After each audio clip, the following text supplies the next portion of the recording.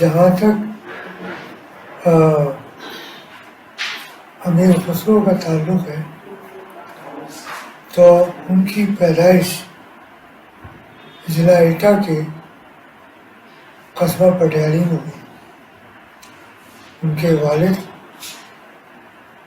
سلطنت کی فوج میں تھے اور اسی وجہ سے ان کو دہلی آنا پڑا۔ امیر خسرو کا دہلی آنا ان کے لیے بڑا سود مند ہوا، اس لیے کہ یہ وہ دور ہے کہ جب 1258 میں بغداد اور سینٹرل ایشیا اور ایران کو جب مغلوں نے تباہ و برباد کر دیا تھا تو ان تمام مقامات سے علماء، مشائخ، دانشور، دوسرے علوم سے تعلق رکھنے والے لوگ، ان کا زیادہ تر رخ ہندوستان کی طرف ہوا۔ پہلے وہ لاہور میں آ کے مقیم ہوئے، کچھ نے وہیں رہائش اختیار کی اور کچھ دہلی آ گئے۔ تو اس طرح سے دہلی اس مسلم دنیا کا ایک بڑا اہم علمی مرکز بن کر ابھرا، جس کی تعریف ضیاء الدین برنی صاحب تاریخ بلوچ شاہی نے کی ہے کہ اس وقت دہلی کو جو مقام حاصل ہے وہ بغداد، سمرقند، بخارا اور دوسرے جو علمی مراکز تھے ان کو اب وہ مقام حاصل نہیں ہے۔ برنی نے ایک بات اور لکھی کہ پہلے جب دہلی کے علماء اور مشائخ کو جب کوئی دقت پیش آتی تھی تو وہ علماء بخارا، علماء سمرقند اور علماء بغداد سے رجوع کرتے تھے، لیکن اب دہلی کی یہ پوزیشن ہے کہ بغداد، سمرقند، بخارا اور دوسرے مسلم دنیا کے مراکز کے علماء دلی کے علماء سے مسائل میں مشورہ کرتے ہیں۔ اور یہی ہم دیکھتے ہیں کہ حضرت نظام الدین اولیاء بھی بنیادی تعلیم جب ان کی بدایوں میں مکمل ہو گئی تو وہ بھی دہلی آ گئے، اس لیے کہ دہلی جو تھا وہ ہائر ایجوکیشن کا ایک بہت بڑا سینٹر بن کے ابھرا۔ امیر خسرو کی ایک بڑی خوش قسمتی یہ رہی کہ ان کو حضرت نظام الدین اولیاء جیسا مرشد ملا۔ ان کی پوری تربیت حضرت نظام الدین اولیاء کی زیر سرپرستی ہوئی اور حضرت نظام الدین اولیاء کو ان کے ساتھ شفقت اور محبت تھی۔ فوائد الفاظ میں اکثر اس طریقے کے ریفرنسز ملتے ہیں کہ جو اس شفقت کا اظہار کرتے ہیں۔ جیسے ایک جگہ حضرت نظام الدین اولیاء نے فرمایا کہ میں ہر چیز سے تنگ آ جاتا ہوں اور کبھی اپنے آپ سے بھی تنگ آ جاتا ہوں، لیکن خسرو سے کبھی میں تنگ نہیں آتا۔ تو اس طرح سے انہوں نے یہ ایسا مرشد انہیں ملا کہ جس سے ان کو اپنے حصول علم میں لہذا یہ خسرو کی بڑی خوش قسمتی تھی کہ ان کو ایسا مرشد دہلی میں ملا۔ حضرت نظام الدین اولیاء کے 3 مرید تھے، جو پڑھے اپنے علوم میں دانشور بن کے ابھرے، حسن سجدی، امیر خسرو، ضیاء الدین برنی، جو 9 کتابوں کے مصنف۔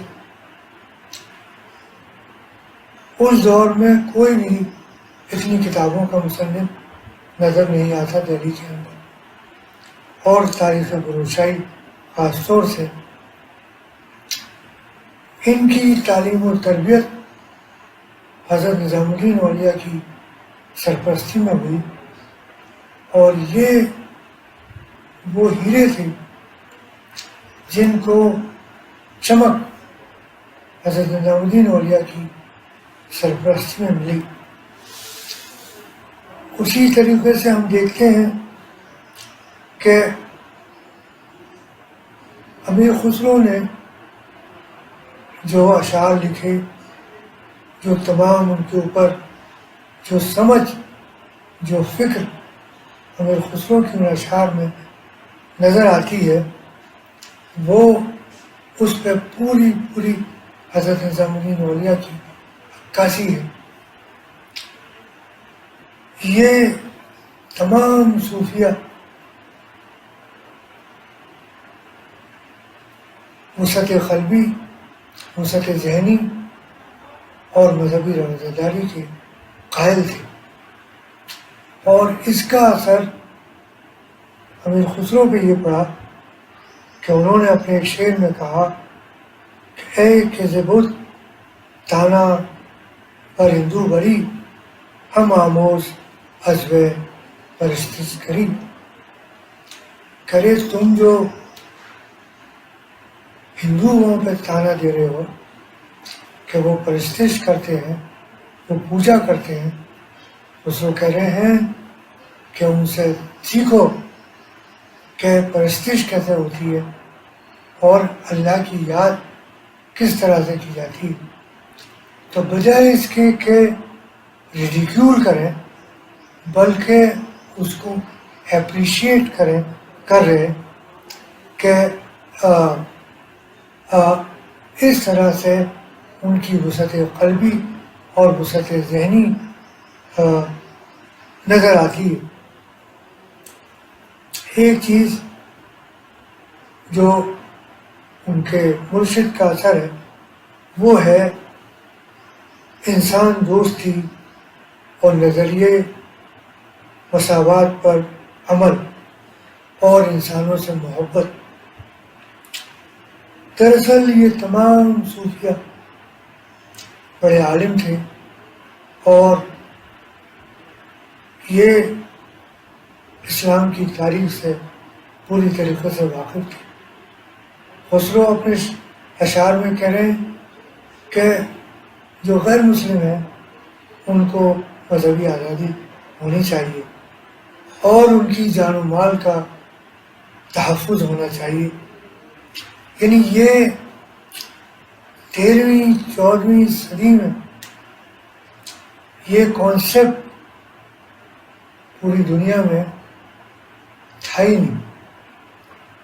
اگر کرسچن گورنمنٹ ہے تو کرسچینٹی کو کرے گی، کرسچنس میں بھی پروٹیسٹنٹ ہیں، کیتھولک ہیں، یہ ہے، اس میں تمام اسی طریقے سے ہندوستان میں بھی ترکوں کے آنے سے پہلے بڑی ذات کے لوگ، چھوٹی ذات کے لوگ، لیکن خسرو کہہ رہے ہیں کہ ہمارے اندر مذہبی رواداری ہونی چاہیے۔ تو یہ خسرو کہاں سے لے رہے ہیں؟ یہ خسرو کا جو کانسیپٹ ہے، کس کو وہ ہندوستان میں پروموٹ کر رہے ہیں، یہ حضرت محمد مصطفیٰ صلی اللہ علیہ وآلہ وسلم کا جو دستور مدینہ ہے، چارٹر آف مدینہ، جو 622 میں انہوں نے مدینہ میں قائم کیا کہ مدینہ کی اسٹیٹ جو ہوگی، جو مدینہ کی اسلامک اسٹیٹ ہوگی، اس میں ہر مذہب کے فالوور کو، چاہے وہ کرسچن ہو، جیو ہو، زوراستین ہو، کوئی بھی مذہب کا فالوور ہو، اس کو مذہبی آزادی ہوگی۔ اور اس کے جان مال کی حفاظت کی ذمہ داری اسلامک اسٹیٹ کی ہوگی۔ اس طرح سے امیر خسرو ہندوستان میں چارٹر آف مدینہ کو اپنے اشعار کے ذریعے پروموٹ کر رہے ہیں کہ تاکہ سماج میں مساوات، ہم آہنگی اور بھائی چارہ پیدا ہو سکے، کمیونل ہارمونی پیدا ہو سکے۔ یہ اسٹیٹ نہیں کر رہی، یہ کون کر رہا ہے؟ ایک صوفی کا مرید۔ تو صوفیوں کا یہ پہلا ایجنڈا تھا کہ آپ کو ان تمام چیزوں کو ہندوستان یا دوسرے ممالک میں جب آپ جاتے ہیں تو سب سے پہلے ان چیزوں کو آپ پروموٹ کرنا ہے، اس لیے کہ جب تک امن و سکون اور چین نہیں ہوگا اس وقت تک وہ ملک کبھی ترقی نہیں کر سکتا۔ پولیٹیکل اکنامی کا کنسیپٹ 18 سینچری میں یورپ نے دیا، لیکن دونوں مرید حضرت نظام الدین اولیاء کے، امیر خسرو اور ضیاء الدین برنی، دونوں اس بات کی وکالت کر رہے ہیں کہ جو تجارت کرنے والے لوگ ہیں، جو تجار ہیں، ان کے اوپر اسٹیٹ کا کنٹرول ہونا چاہیے، مارکیٹ کنٹرول ہونا چاہیے، تاکہ جو لوگ ہیں وہ سکون کے ساتھ، آرام کے ساتھ اپنی زندگی بسر کر سکیں گے۔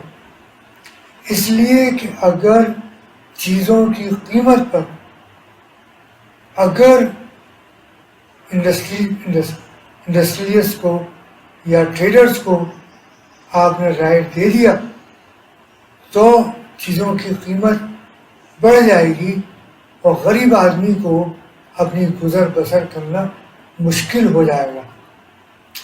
اس پولیٹیکل اکنامی کی بات حضرت نظام الدین اولیاء کے دو مرید کر رہے ہیں، ضیاء الدین برنی اور امیر خسرو۔ آج ہم دیکھتے ہیں کہ ایک تو کرونا کی وجہ سے عوام پریشان ہے، اور دوسری چیز کیا ہے کہ چیزوں کی قیمت بڑھ رہی ہے۔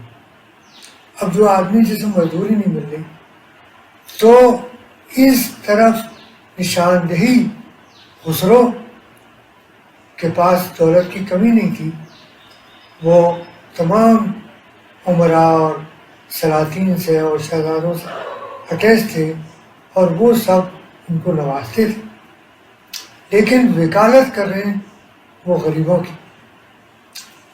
ضیاء الدین برنی سیکریٹری ہیں محمد بن تغلق کے، جیسے principal secretary to the prime minister of India, یہ حیثیت ضیاء الدین برنی کی، لیکن وکالت کر رہے ہیں غریب عوام کی کہ وہ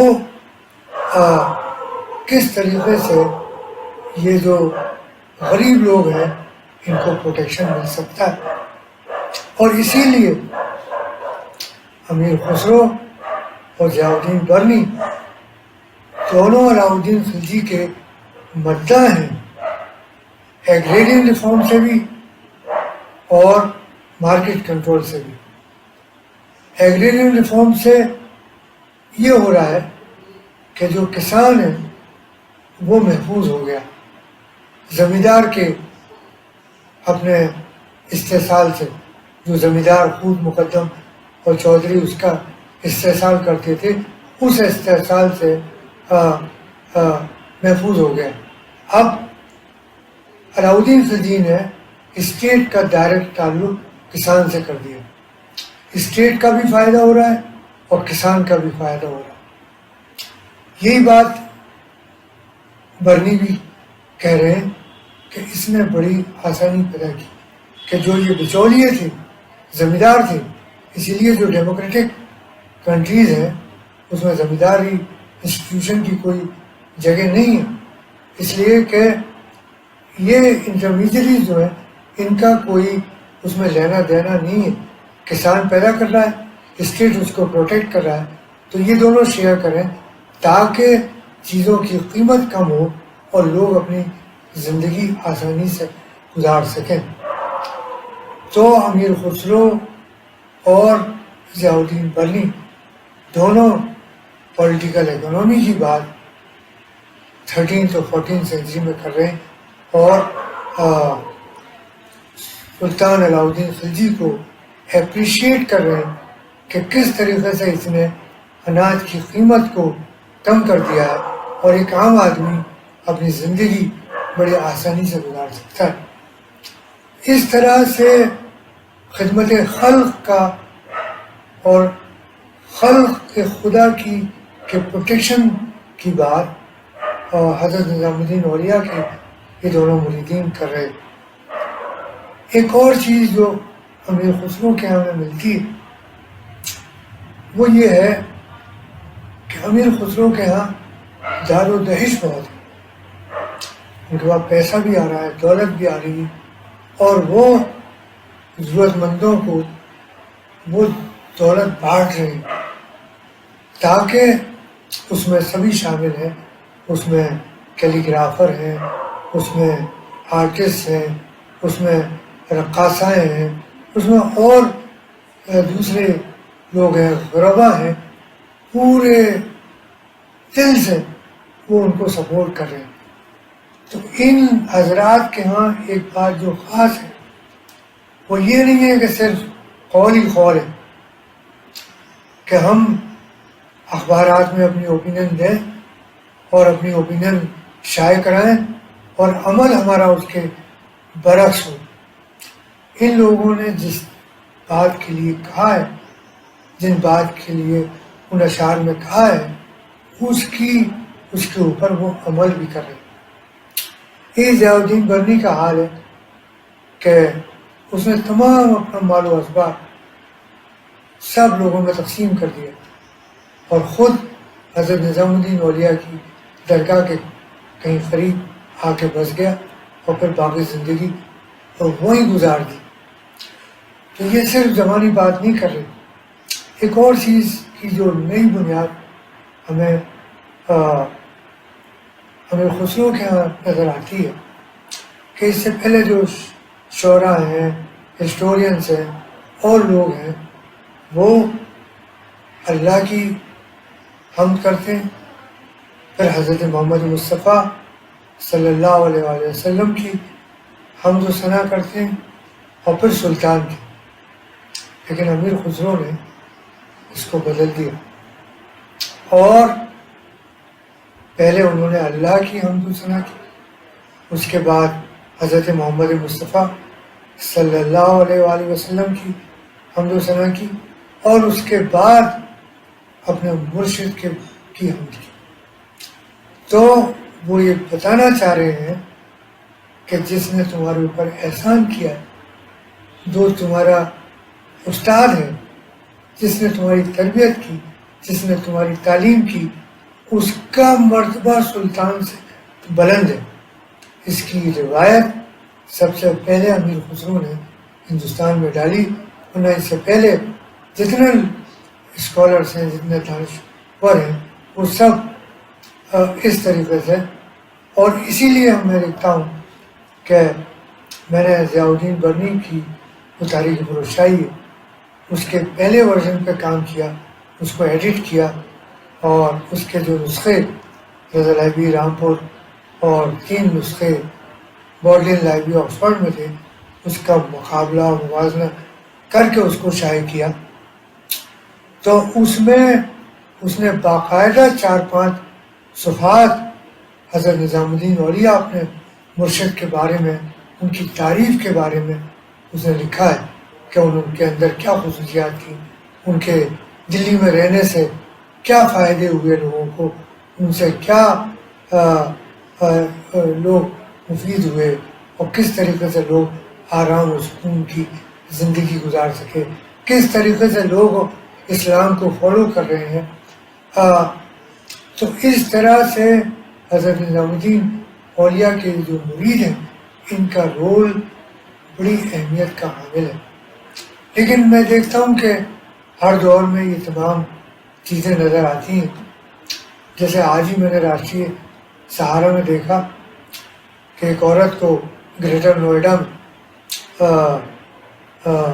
اس کے مالک مکان نے کرایہ نہ دینے کی وجہ سے مکان سے نکال دیا. اب وہ غریب گریٹر نوئیڈا کے کسی ٹوائلٹ میں اپنی زندگی اپنی فیملی کے ساتھ گزار رہی ہے. یہ کون سی صدی ہے؟ یہ 21ویں صدی ہے. 21ویں صدی میں یہ مثال آج ہمیں گریٹر نوئیڈا میں نظر آتی ہے. لیکن ایسا نہیں ہے ظلم و زیادتی جس کی نشاندہی امیر خسرو یا ضیاء الدین برنی 13ویں یا 14ویں صدی میں کر رہے ہیں. خود حضرت نظام الدین اولیاء کے ساتھ یہ واقعہ پیش آیا کہ حضرت نظام الدین اولیاء کی شروع کی زندگی کرائے کے مکان بسر ہوئی تو امیر خسرو نے اپنے کسی رشتہ دار کا گھر دلا دیا کرائے. سلطان ناراض ہو گئے تو ان کو ٹرانسفر اس جگہ سے دلی کر دیا.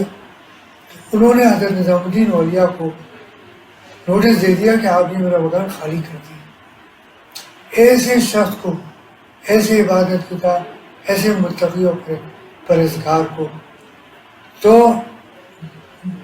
یہ لکھا ہے کہ انہوں نے اپنا سامان کیا تھا؟ کتابیں تھیں، تو اپنی ساری کتابیں اپنے ساتھ لے آئے اور ایک رات چھپر والی مسجد میں گزاری. تو ایسا نہیں ہے ظلم و زیادتی کسی زمانے میں نہیں ہوا، لیکن میں سمجھتا ہوں 21 سینچری میں اس طرح کا واقعہ جو ہے وہ واقعی ہم لوگوں کے لیے ایک بہت بڑا سوالیہ نشان ہے کہ ہم کس دنیا میں رہ رہے ہیں. اور کیا یہی وجہ تو نہیں ہے کہ جس کی وجہ سے آج ہم ان تمام مسائل کا جو ان سے ہم درپیش ہیں ان کا شکار ہو رہے ہیں. تو اس طرح سے امیر خسرو نے اپنے تمام اشعار کے ذریعے جو اعجاز خسروی اور دوسرے ان کے کلام کے مجموعے ہیں ان سے ان کانسیپٹ کو لوگوں تک پہنچایا. وہ ہندوستانی کسانوں کی تعریف کرتے ہیں، کہتے ہیں کہ ہندوستانی جو کسان ہیں مطلب ہندو وہ بڑے سیدھے اور نیل گائے ان کی کھیتی کو نقصان پہنچاتی، لیکن وہ ان نیل گایوں کو کبھی زد و کوب نہیں کرتے، ان کو نقصان نہیں پہنچاتے، تو اپریشیٹ کرتے ہیں. ایک اور جگہ امیر خسرو کہتے ہیں کہ جو وسائل ہیں، قدرتی وسائل ہیں، ان کا ہمیں استحصال نہیں کرنا چاہیے. کب کریں؟ 13ویں 14ویں صدی میں. آج ایک خبر ایک انوائرمنٹلوجسٹ ہیں، انہوں نے کہا ہے کہ آج جن مسائل سے ہم دوچار ہو رہے ہیں، یہ جو ہم نے کھلواڑ ہم نے انوائرمنٹ کے ساتھ کی ہے، یہ اس کا نتیجہ ہے جو آج ہماری جانیں جو ہیں وہ ہلاک ہو رہی ہیں. تو آج تو انوائرمنٹولوجی ہے، آج سائنٹسٹ ہیں اور وہ اس بات پہ کہہ رہے ہیں. لیکن امیر خسرو انوائرمنٹ کے بارے میں جس کا ڈائریکٹ تعلق مخلوق خدا سے ہے، وہ 14 سینچری میں کہہ رہے ہیں کہ بھائی یہ جو اللہ نے چیزیں تمہارے لیے پیدا کی ہیں ان کا استحصال مت کرو، ان کا استعمال کرو. کلو وشربو ولا تسرفو، ان کھاؤ پیو لیکن ان کو وہ مت کرو، ضائع مت کرو.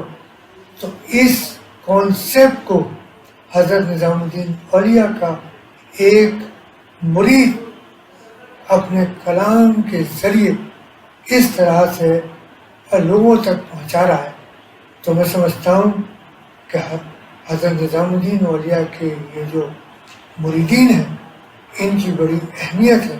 اور میں سمجھتا ہوں کہ جتنی اہمیت اس دور میں تھی، میں سمجھتا ہوں امیر خسرو جیسے جیسے ادوار گزر رہے، امیر خسرو کی امپورٹنس بڑھتی چلی جا رہی ہے. پوری دنیا میں امیر خسرو کا ایک سکہ ہے، امیر خسرو کی ایک اہمیت. تو اس میں حضرت نظام الدین اولیاء کا بڑا کنٹریبیوشن ہے. کہ انہوں نے 3 بڑے ایسے مریدین بنائے کہ جن کا سکہ آج پوری دنیا مان رہی ہے، جس میں حسن سجدی، جس میں امیر خسرو اور ضیاء الدین برنی جیسا مورخ، اور میں سمجھتا ہوں کہ جتنی ان کی اہمیت اس دور میں تھی اتنی ہی اہمیت اس دور میں بھی ہے۔ میں خواجہ سید محمد نظامی صاحب کا شکر گزار ہوں کہ انہوں نے آج کے اس مخدوش دور میں امیر خسرو کے اس عرس کے موقع پر اس ویبینار کا یہ پروگرام منعقد کیا، جس سے امیر خسرو کا یہ میسج لوگوں تک پہنچ سکے اور لوگ آج کے دور میں امیر خسرو کے ان خیالات سے واقف ہو سکیں۔ بہت بہت شکریہ۔